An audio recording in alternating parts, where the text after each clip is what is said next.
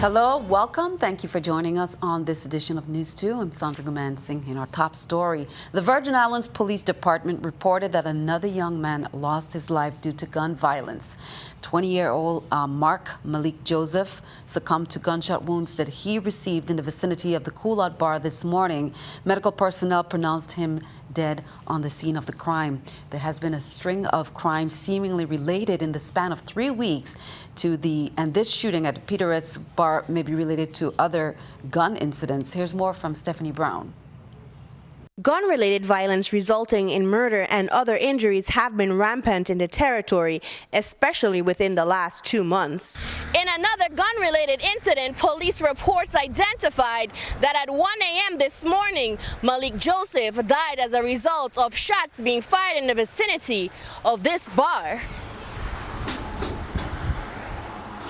Malik's death may be linked to incidents that left one dead in Barron Spot as well as in Red Brick. 4 days ago on June 4th, Dean Snyder died of gunshot wounds that were discharged in Watergut. According to reports, Snyder had been targeted in the Barron Spot area previously. Andre Augusta and Keyshawn Hughes were arrested in connection with the shooting. At a May 19th press conference, Police Commissioner DELROY Richards informed about a gun-related murder in Barron Spot. Once again, violence has struck us.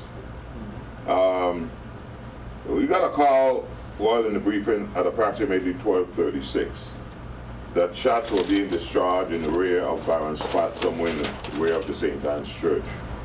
The officers immediately responded to the scene and discovered an overturned vehicle. Evidence gathered by police officers on the crime scene revealed that a gunfight that had left one dead had ensued between two vehicles. The deceased driver's identity was not revealed, nor was the passengers that received minor injuries. Who were these individuals involved in these cases, and how do these cases match up?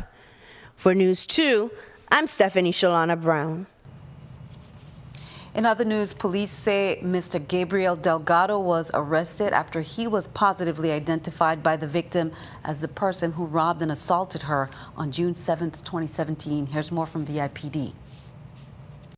The victim stated that Mr. Delgado came to her residence where he assaulted her by grabbing her by the hair, dragging her on the ground, biting her on the cheek, striking her several times with a closed fist to the face. The victim further stated that Mr. Delgado then grabbed her iPhone 7 Plus from her hand and fled the area. The victim sustained a broken nose, facial swelling, and a bite on the left cheek and abrasions to her right leg. Contact was made with Mr. Gabriel Delgado, who was charged with second-degree robbery. Delgado was processed and turned over to the Bureau of Corrections pending his advice of rights hearing. In other news, Senate President Bingley Richardson's body lies in state for public viewing this evening. It started from about 5 p.m. this afternoon, and many paid their respect to the leader who died on May 27, 2017. Senator Richardson served in the 17th, 18th, and 20th legislatures. Services have been set for former Senate President Bingley Richardson Sr. In addition to the public viewing, memorial tributes and reflections took place on Thursday in the Earl B. Otley Legislative Hall, St. Thomas. The funeral service will be on Saturday, June 10th at 10 a.m. at the Christchurch Methodist Church in Market Square. Meanwhile, Governor Kenneth MAPP has ordered that all Virgin Islands government buildings fly flags at half-staff in honor of this leader. Flags are to remain at half-staff until June 10th, following services scheduled for that day. Well, it's been busy hours for Governor of the VI, Honorable Kenneth MAPP, who has been in Washington, D.C. to not only promote the territory on national television, as we shared, but also to ensure that the Virgin Islands is part of the Trump administration's plans for economic growth. Governor MAPP met with various heads of government agencies to include U.S. Customs and Border Patrol to discuss the challenges the territory faces with the shortfall of agents on the ground, which has a direct effect on the Virgin Islands' #1 industry, tourism. Here's more. Of the new Customs Commissioner for U.S. Customs, Kevin McAleenan, to deal with the issue that we have in the Virgin Islands of a depleting force of Custom Border Protection agents and the continuous use of the $12 million of U.S. custom duties that belong to the people of the Virgin Islands that are being used to fund federal operations in the Virgin Islands. And we came to some agreements yesterday on the audit side of it. The Virgin Islands, I am interested in, we need at least 10 more CBP agents, particularly in the St. Thomas district. It's affecting cruise traffic. It's affecting the ability to process passengers on a timely basis at the Sir Lake King Airport, which is just becoming a nightmare. The MOU between Customs and the Virgin Islands have a certain level of activity that must take place. I believe we're a little below that level. So the Customs Commissioners agreed to bring the level where it ought to be in the agreement. And then we, the government of the Virgin Islands, are prepared to put some dollars on the table to fund additional agents. Meanwhile, here back at home, the Committee on Homeland Security, Justice and Public Safety, they rescheduled the committee meeting from today, Friday, June 9th, to Friday, June 16th at 10 a.m. in the Fritz Loetz Conference Room on St. Croix. The committee will conduct a hearing to receive updates and initiatives in addition to hurricane preparedness from 2017 from the Virgin Islands National Guard, Virgin Islands Territorial Emergency Management Agency, Virgin Islands Fire Service, and Association of Fires Local 2125. Well, turning to Washington, it's a political he said, and it's reaching new heights in Washington. The White House and President Trump are dropping the gloves after former FBI Director James Comey's explosive testimony on Capitol Hill. Scott McLean is in Washington with more. President Trump is a counterpuncher, and on Friday he hit back at James Comey hard. Breaking his brief silence on Twitter, Trump claimed vindication on the Russia probe and called James Comey a leaker. After the fired FBI director testified, he asked a friend to share one of his memos with the press in hopes of prompting the appointment of a special counsel. No collusion, no obstruction. He's a leaker, but we want to get back to running our great country. In response to Comey's leak, Trump's attorney is planning to file a complaint against him with the Justice Department Inspector General and the Senate Judiciary Committee. But the complaint will likely be more bark than bite, since Comey is no longer a DOJ employee. I have a hard time seeing the basis for any kind of legal action or reprimand of the director on this basis. Comey's testimony raised plenty of questions, like whether White House conversations have been recorded. I've seen the tweet about tapes. Lordy, I hope they're tapes. Trump floated the possibility in a May 12th tweet sent just 72 hours after he had fired Comey. I'll tell you about that maybe sometime in the very near future. Oh, you're going to be very disappointed when you hear the answer, don't worry. Meanwhile, the president is facing new questions about his attorney general after Comey told senators privately that Jeff Sessions may have had a third interaction with Russia's ambassador to the U.S., one that was undisclosed. Keeping our eye on the economy, let's take a look at the stock market watch with the New York Stock Exchange.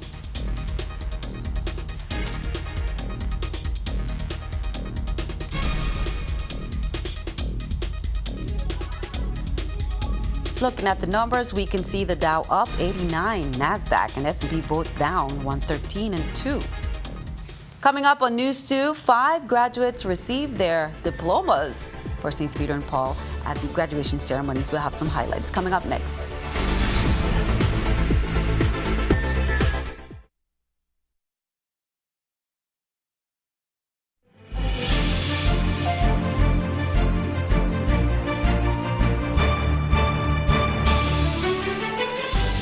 Welcome back. Senator Terrence Nelson, the minority leader of the 32nd Legislature, submitted Bill number 32-0060, which proposes that the number of senators in the Virgin Islands legislative body be cut from 15 to 11.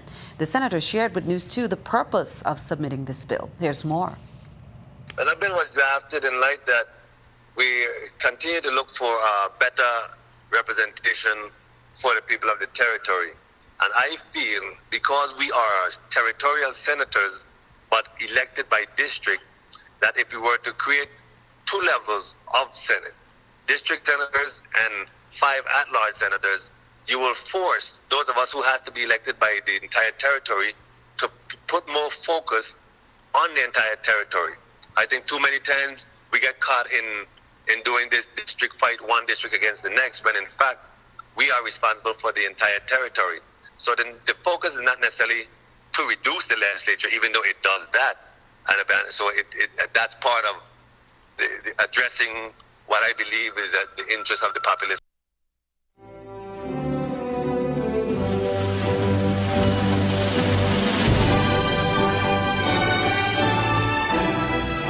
Well, 5 graduates received their diplomas during St. Peter and Paul Catholic School's commencement ceremonies on Thursday. The small and proud class welcomed family, friends, and supporters to the Holy Family Catholic Church on Thursday night. The valedictorian, Liliana Francis, shared some words of wisdom, and the salutatorian, Geran Norford, spoke about technology and the benefits of a faith-based school. All plan to attend college, one to the military. Total number of scholarships awarded, approximately 893,000. There's a famous saying that history will always speak to us, whether we want to listen or not. History will come back and bite us when we least expect it. So you have to be mindful of what history you are creating. When you walk away from the school, you're carrying families that have passed on, that are still living, and have yet to come. Do more than you're required to do. Do more than you're asked to do. Remember, you're building a career and you need the best experiences on your dynamic resume. Show initiative. Be responsible and accountable for all that you do and all that you're in charge of. Make it a habit to wear an attitude of living your best moment ever, and people will gravitate towards you. You don't have to seek friends. They'll find you if you are that person who vibrate positive energy. Remember that. So in your down days, put your best face on and walk forward. Congratulations to our graduates. Well, in celebration of World Oceans Day, that's coming up this weekend, the 5th annual Reef Renaissance Film Festival, that's coming up. That's this Saturday, June 10th at the Virgin Islands Children's Museum, Grand Galleria on the 2nd floor. All the action begins at 5. And World Oceans Day is a global day of ocean celebration and collaboration for a better future. The overall theme for World Ocean Day 2017 is Our Oceans, Our Future. The aim is encouraging solutions to plastic pollution and preventing marine litter for a healthier ocean and a better future. Here's more on the film festival coming up. Films this year, as I said, are better than ever. We always have really good films from the best names in the business. Howard and Michelle Hull primarily. I've said it so many times before, when it comes to going to the bottom, they're the tops. Of the 5 biggest grossing IMAX films in history, Howard Hall has directed 2 of them. They don't just give these kind of accolades away, and they've given us just a riveting film. I won't give it away too much, but it's called 3 Bait Balls, and it's about predators coming in and just eliminating big, huge shoals of like sardines and fry. It's going to be Saturday at the Virgin Islands Children's Museum, which is on the top floor of the Grand Galleria in downtown Charlotte Amalie, right across from Emancipation Garden and across the other street. It's on the corner across from the main post office downtown. So get there at 4 and see some vintage films, have some wine and snacks at 6 o'clock, then settle in for the films at 7. Be sure to check it out. Love and let live. That is the theme of the VI Native Trees and Flowers Fair that's coming up this weekend, presented by the U.S. Virgin Islands Urban and Community Forestry Council. That's on Saturday, June 10th, 9 a.m. to 3:30 in the Emancipation Garden. For more information, you can call Mr. Mario Francis, and his number is 340-228-2848. Here he is with more. This event will be sharing with the public the importance of our native trees. We'll be giving out fact sheets and information about trees and the importance of trees, and particularly the native trees or the Virgin Islands trees, and what they can benefit from these trees. Food, they're good for our oxygen. They give our place beauty, you know, as no other. It's habitat for wildlife.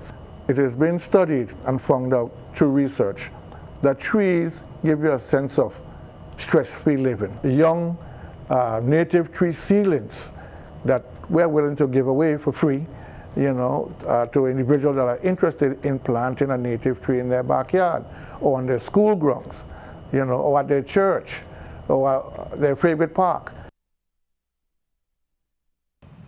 Well, Island Vibes Summer Camp and the Sky High Volleyball Club, they held their first beach battle challenge this past Sunday at Sapphire Beach. Many attended. Lots of fun, food, and fun for the entire family. Organizers say the event was a successful fundraiser for both organizations and a ton of fun. A few donations are still coming in, they say, but so far the Beach Battle Challenge has raised $6,000.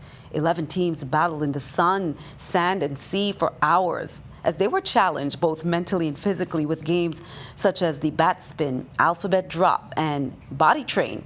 Beating out all the other teams wore the machines. However, the competition was so tough, we have to recognize all the teams that competed, including Cleveland Rocks, CrossFit, Go Luck Yourselves, Lower Expectations, Squids, Yard Fowls, Team Spring, Far Cry, Slice, and Fruit Snacks. Job well done to all the teams there. Well, the weekend is finally here, and many are searching for some celebrations for the commencement ceremonies. Emmett has your weekend guide.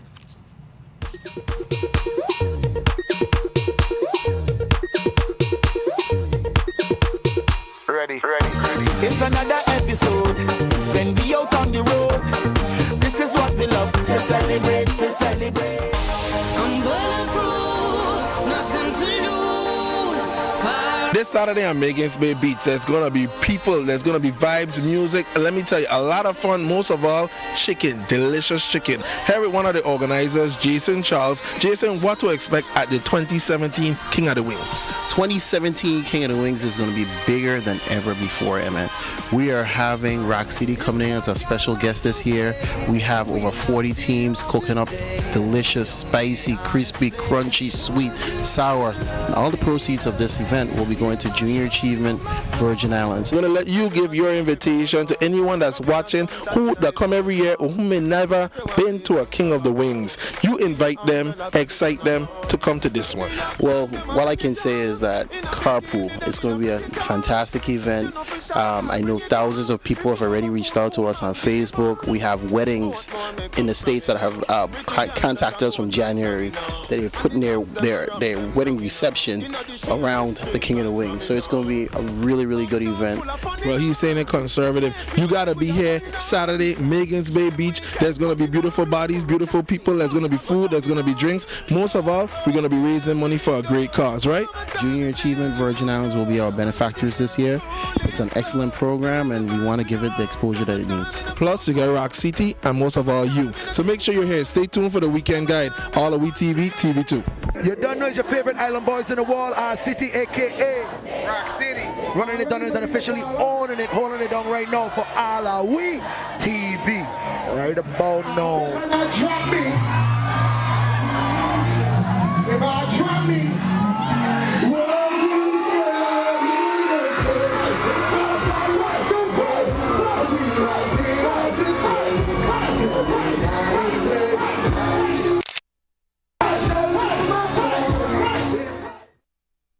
Lots of fun in store. Be sure to stick around. Your News 2 AccuWeather forecast is coming up next.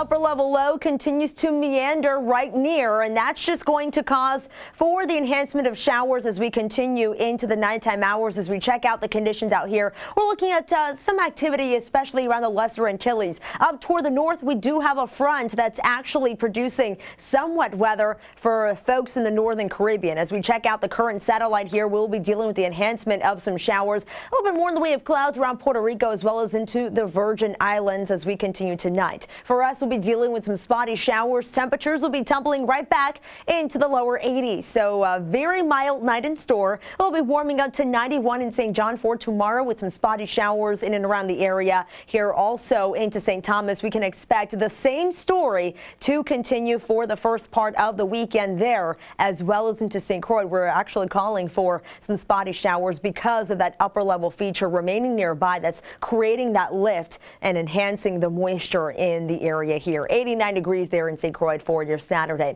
For those heading out to the waters in the Atlantic side, wave heights climbing anywhere between 2 to 4 feet with that easterly flow, 10 to 15 knots. And then we check out the conditions on the Caribbean side, and we pretty much could expect pretty much the same thing. Waves 2 to 4 feet with that easterly flow in place, 10 to 15 knots. As we check out the conditions as we head into the next couple of days, on Sunday we're looking at a few spotty showers, also into Monday as well. And we do have the possibility for some showers in some spots Tuesday and Wednesday. Temperatures all across the board remaining pretty mild into the 90s, and we are expected to remain mild even through the nighttime hours with temperatures dropping back into the lower 80s. Sandy, back to you.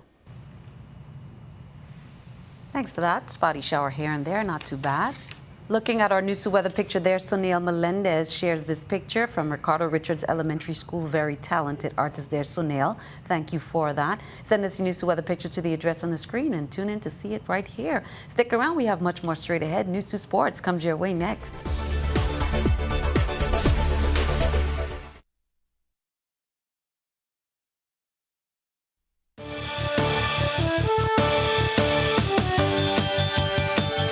I'm Gary Anthony, and this is NEWS2 Sports. The NBA season could come to a close tonight in Game 4 of the NBA Finals. The Warriors, they're up 3 games to none after pulling out the victory in Game 3 thanks to some heroic play by Kevin Durant and some really poor shooting by Kevin Love. And can somebody please explain to me why the Cavs' Iman Shumpert is hoisting threes? The guy couldn't hit water if he fell out of a boat. Anyway, the Cavs, well, they played their hearts out on Wednesday, and they still lost. To avoid an embarrassing sweep, they will have to dig down deep, play for pride, and take it one possession at a time. Here's LeBron and KD on the magnitude of this elimination game. I feel like if we come in with the same energy, same effort, physicality, as we did, in Game 3, we give ourselves a good chance to win. Now, does that result in a win? It's to see, because we played well in Game 3 and they was able to get that one as well. So, it's just about us playing the same way, being a little bit better down the stretch, obviously. But like I said last night, we had some, I just watched the film. We had some pretty good looks that just didn't go down, and they had some looks that went down for them. So, obviously we know it's a big challenge, but, we look forward to the matchup again.